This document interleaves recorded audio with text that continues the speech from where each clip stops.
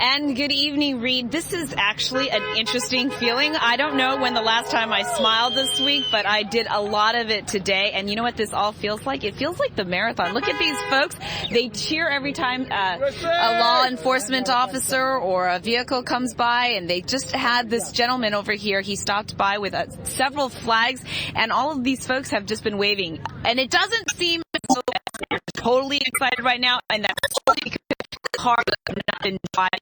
It's a really cute moment a while ago. I saw this little girl, and she was holding the hands of her mother and father. She walked by and she waved at the officers who were standing in the middle of the road, and she said, "Hello," and then she said, "Thank you."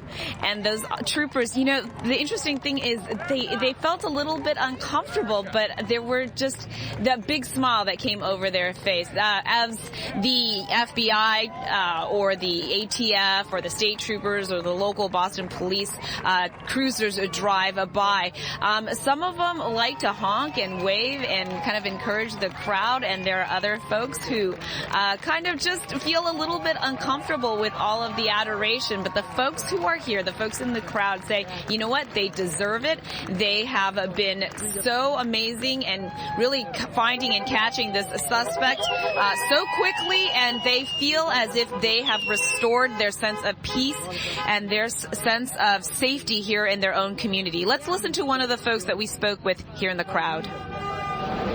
This is what Watertown is and what Boston is. There's always more helpers than haters. And I love this city, I love this town, and this is what it is. This is why no one can break our spirit.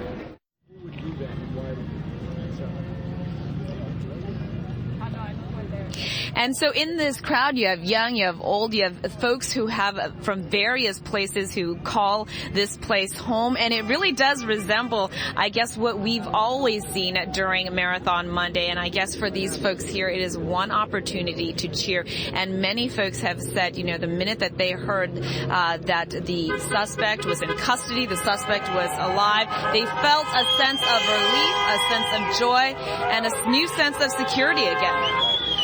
They're all very excited. First time they're smiling in quite some time this week. For now, we're live in Watertown. Susan Trent, 7 News 19. Susan.